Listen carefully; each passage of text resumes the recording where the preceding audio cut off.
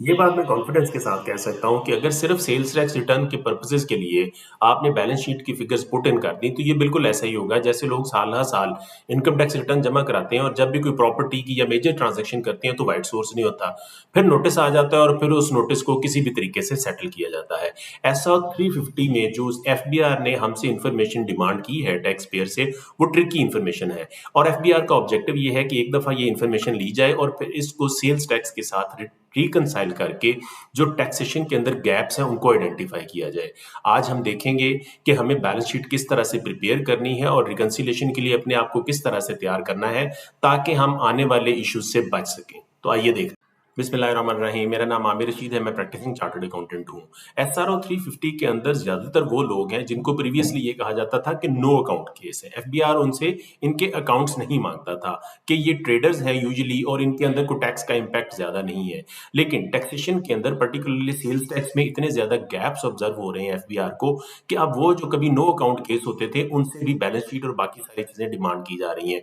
तो एसआरओ को अंडरस्टैंड करते हैं, ऑब्जेक्टिव वो कहते हैं डिजिटलाइजेशन है और ईज ऑफ डूइंग बिजनेस है। उसके बाद फ्लाइंग इनवाइसेस और इस तरह के जो मैटर्स हैं उनको कवर करने की कोशिश करनी जा रही। पर्संस कौन कौन से इसके अंदर क्वालिफाई करते हैं? इंडिविजुअल्स हैं, एसोसिएशन ऑफ पर्संस है और सिंगल मेंबर्स कंपनी है। ये वो लोग हैं, अगर ये मैन्युफैक्चरिंग करते हैं तो फिर वो इस एसआरओ के अंडर कवर नहीं होते। करना क्या है और नई जो रिक्वायरमेंट्स हैं वो क्या है? बैलेंस शीट सबमिट करनी है आपको at the time of registration of sales tax और जो लोग ऑलरेडी रजिस्टर्ड हैं उनको 30 दिन के अंदर अंदर इस एसआरओ के तहत अपनी बैलेंस शीट सबमिट करनी है। बैलेंस शीट के इश्यूज हम आगे जाके देखेंगे। Biometric verification eight the time of registration भी होगी और हर साल जुलाई में दोबारा बायोमेट्रिक होगी। और अब पहले प्रीवियसली होता था कि वेरिफिकेशन नहीं होती थी, अब प्री रजिस्ट्रेशन वेरिफिकेशन होगी और पोस्ट रजिस्ट्रेशन वेरिफिकेशन भी हो सकती है। आपने अपने कैपिटल से 5 गुना ज्यादा अगर सेल्स डिक्लेयर करनी है सेल्स टैक्स रिटर्न में तो आपको कमिश्नर की प्रायर अप्रूवल चाहिए।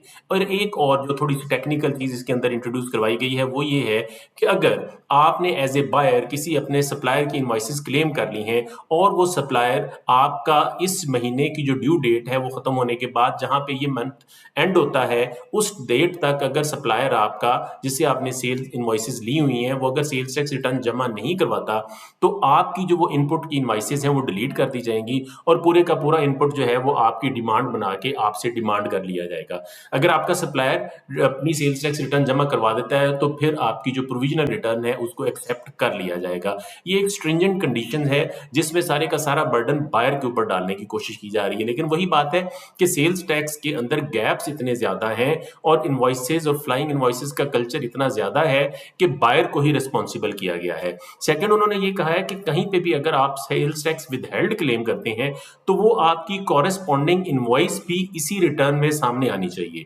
अगर आपने सेल्स टैक्स विदहेल्ड क्लेम किया है और आपकी कॉरेस्पॉन्डिंग इनवॉइस इस रिटर्न में नहीं आ रही तो वो आपको सेल्स टैक्स विदहेल्ड का क्रेडिट नहीं दिया जाएगा। सेकेंडली ये है कि अगर आपने कोई क्रेडिट इनवॉइस इशू करनी है, क्रेडिट नोट इशू करना है तो आपको कमिश्नर की प्रायर अप्रूवल चाहिए।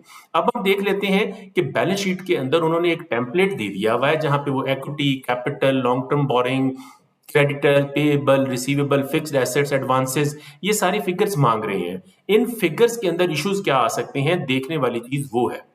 देखिए, बैलेंस शीट आमतौर पे क्या होती है? बैलेंस शीट का एसेट साइड आपका प्रॉपर्टी एसेट्स डिक्लेयर कर रहा होता है, shares, stock in trade, trade debtors, advances, deposits, prepayments, taxes due from government. ये आम एक बिजनेस की बैलेंस शीट है। क्रेडिट साइड पे उसकी इक्विटी होती है, उनका पेड अप कैपिटल होता है, अगर वो कंपनी है तो सिंगल मेंबर कंपनी है तो, अदरवाइज वो पार्टनर कैपिटल और इंडिविजुअल का कैपिटल होता है, करंट लायबिलिटीज, पेएबल्स और अगर कोई प्रोविजन फॉर टैक्सेशन है।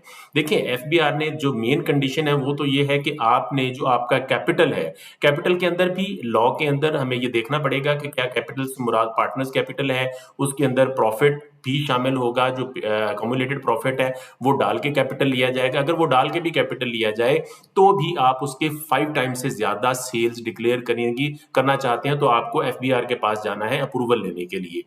इश्यूज क्या आ सकते हैं इसके अंदर? देखें, एफबीआर आपसे स्टॉक मांगना चाहता है, जहां पे वो आपसे ओपनिंग स्टॉक लेगा, परचेजेस लेगा, इंपोर्ट्स लेगा, और जो आपके पास अवेलेबल स्टॉक आ जाएगा तो उसमें से सोल्ड निकाल के वो आपसे क्लोजिंग स्टॉक मांगेगा। उनके पास रेट है, क्वांटिटी है और टोटल वैल्यू है, उसके आगे वो सेल्स टैक्स लगाएंगे और सेल्स टैक्स का इम्पैक्ट कैलकुलेट करेंगे। इसी तरह से जब आपके उन बैलेंस शीट आपकी उनके पास चली जाएगी तो वो आपके पेएबल और रिसीवेबल की जो मूवमेंट है वो भी बनाएंगे।